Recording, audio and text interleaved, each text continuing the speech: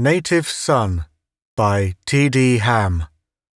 Performed by Paul Lawley-Jones. Tommy Benton, on his first visit to Earth, found the long-anticipated wonders of 21st century New York thrilling the first week, boring and unhappy the second week, and at the end of the third, he was definitely ready to go home. The never-ending racket of traffic was torture to his abnormally acute ears. Increased atmospheric pressure did funny things to his chest and stomach, and, quick and sure-footed on Mars, he struggled constantly against the heavy gravity that made all his movements clumsy and uncoordinated. The endless canyons of towering buildings, with their connecting skywalks, oppressed and smothered him. Remembering the endless vistas of rabbara fields beside a canal that was like an inland sea, homesickness flooded over him. He hated the people who stared at him with either open or hidden amusement. His Aunt Bee, for instance, who looked him up and down with frank disapproval and said loudly, "For heaven's sake, Helen, take him to a good tailor and get those bones covered up." Was it his fault he was 6 inches taller than Terran boys his age and had long, thin arms and legs? Or that his chest was abnormally developed to compensate for an oxygen-thin atmosphere? I'd like to see her, he thought fiercely, out on the flatlands. She'd be gasping like a canal fish out of water. Even his parents, happily riding the social merry-go-round of terror after 11 years in the Martian flatlands, didn't seem to understand how he felt. "Don't you like Earth, Tommy?" queried his mother anxiously. "Oh, it's all right, I guess." "A nice place to visit," said his father sardonically. "But I wouldn't live here if they gave me the place," said his mother, and they both burst out laughing for no reason that Tommy could see. Of course, they did that lots of times at home, and Tommy laughed with them just for the warm, secure feeling of belonging. This time, he didn't feel like laughing. "When are we going home?" he repeated stubbornly. His father pulled Tommy over in the crook of his arm and said gently, "Well, not right away, son. As a matter of fact, how would you like to stay here and go to school?" Tommy pulled away and looked at him incredulously. "I've been to school." "Well, yes," admitted his father, "but only to the colony schools. You don't want to grow up and be an ignorant Martian sandfoot all your life, do you?" "Yes, I do. I want to be a Martian sandfoot, and I want to go home where people don't look at me and say, 'So, this is your little Martian.'" Benton Sr. put his arm around Tommy's stiffly resistant shoulders. "Look here, old man," he said persuasively. "I thought you wanted to be a space engineer. You can't do that without an education, you know, and your Aunt Bee will take good care of you." Tommy faced him stubbornly. "I don't want to be any old spaceman. I want to be a sandfoot like old Pete, and I want to go home." Helen bit back a smile at the two earnest, stubborn faces so ridiculously alike, and hastened to avert the gathering storm. "Now look, fellows. Tommy's career doesn't have to be decided in the next 5 minutes. After all, he's only 10. He can make up his mind later on if he wants to be an engineer or a rabbara farmer. Right now, he's going to stay here and go to school. And I'm staying with him." Resolutely avoiding both crestfallen faces, Helen, having shepherded Tommy to bed, returned to the living room acutely conscious of Big Tom's bleak, hurt gaze at her back. "Helen, you're going to make a sissy out of the boy," he said at last. "There isn't any reason why he can't stay here at home with Bee." Helen turned to face him. "Earth isn't home to Tommy. And your sister Bee told him he ought to be out playing football with the boys instead of hanging around the house." "But she knows the doctor said he'd have to take it easy for a year till he was accustomed to the changing gravity and air pressure," he answered incredulously. "Exactly. She also asked me," Helen went on grimly, "if I thought he'd be less of a freak as he got older." Tom Benton swore. "Bea always did have less sense than the average hen," he gritted. "My son a freak. Hell's bells."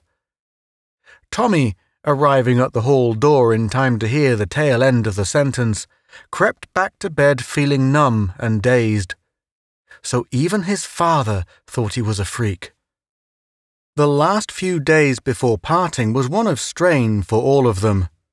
If Tommy was unnaturally subdued, no one noticed it.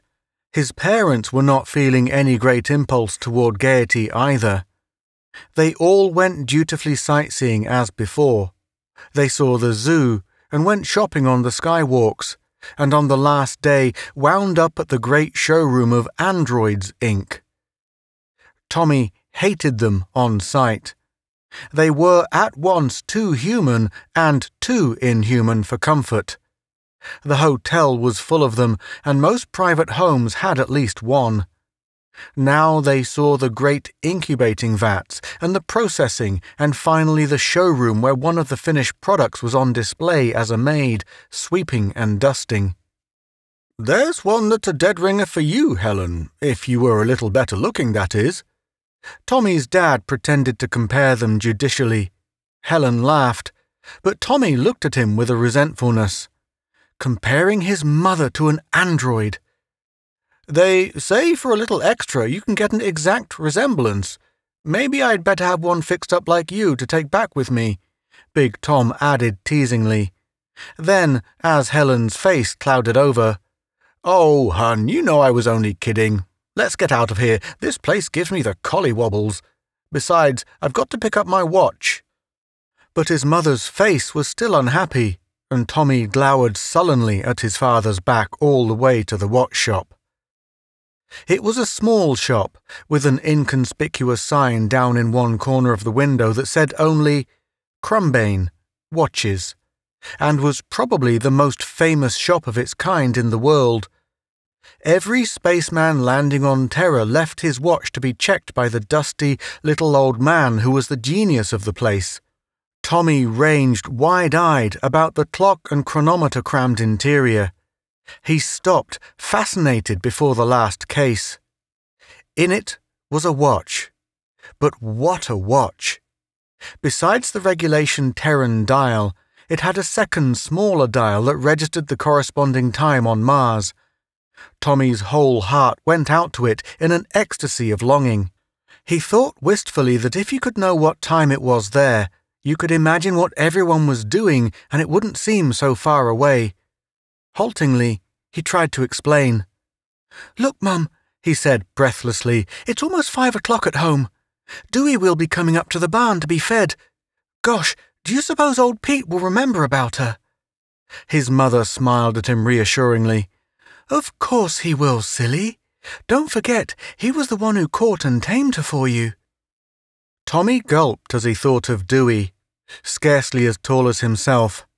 The big, rounded mouse-like ears and the flat, cloven pads that could carry her so swiftly over the sandy Martian flatlands.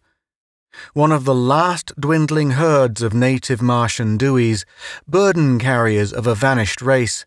She had been Tommy's particular pride and joy for the last 3 years. Behind him, Tommy heard his mother murmur under her breath, "Tom, the watch. Could we?" And his dad regretfully, "It's a pretty expensive toy for a youngster, Helen, and even a Rabara raiser's bank account has limits." "Of course, dear. It was silly of me." Helen smiled a little ruefully. "And if Mr. Crumbane has your watch ready, we must go. Bea and some of her friends are coming over, and it's only a few hours till you leave."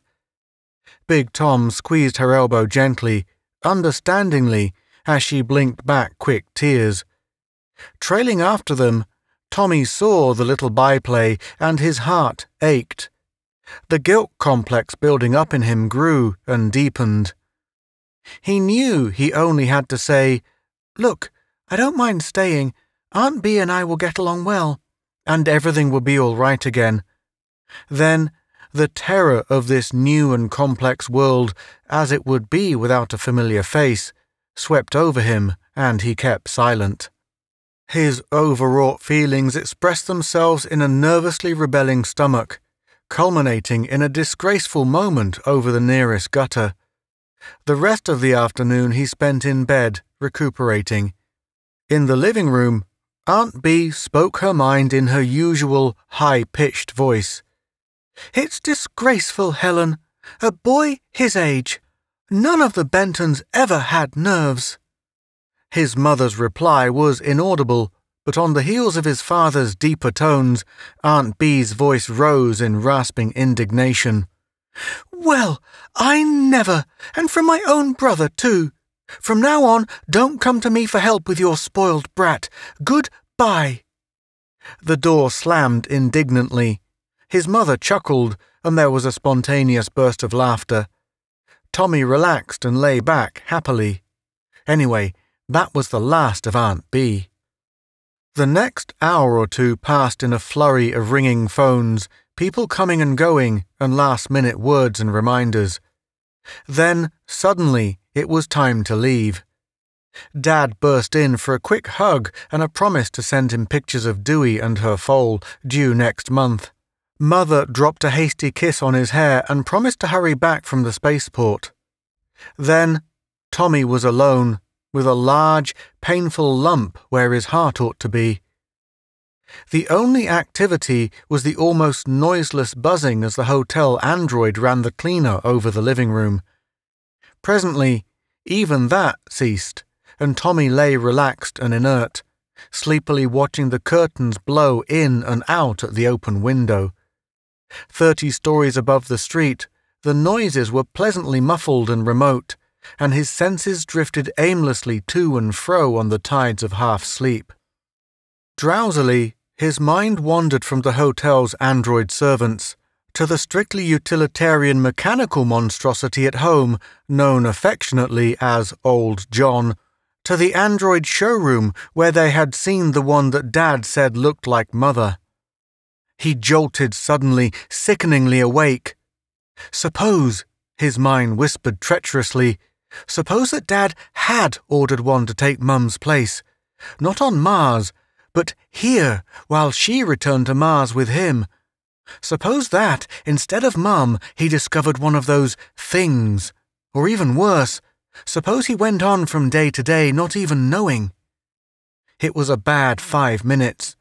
He was wet with perspiration when he lay back on his pillows, a shaky smile tugging at the corners of his mouth. He had a secret defense against the terror. He giggled a little at the thought of what Aunt Bee would say if she knew. And what had brought him back from the edge of hysteria was the triumphant knowledge that with the abnormally acute hearing bred in the thin atmosphere of Mars, no robot ever created could hide from him the infinitesimal ticking of the electronic relays that gave it life. Secure at last, his overstrung nerves relaxed as he slid gratefully over the edge of sleep. He woke abruptly, groping after some vaguely remembered sound. A soft clicking of heels down the hall. Of course, his mother back from the spaceport. Now she would be stopping at his door to see if he were asleep. He lay silently. Through his eyelashes he could see her outlined in the soft light from the hall. She was coming in to see if he was tucked in. In a moment, he would jump up and startle her with a hug as she leaned over him. In a moment. Screaming desperately, he was out of bed, backing heedlessly across the room. He was still screaming as the low sill of the open window caught him behind the knees and toppled him 30 stories to the street. Alone in the silent room, Helen Benton stood dazed, staring blindly at the empty window. Tommy's parting gift from his father slid from her hand and lay on the carpet, still ticking gently. It was 9:23 on Mars. You have been listening to Native Son by T.D. Ham, performed by Paul Lawley Jones.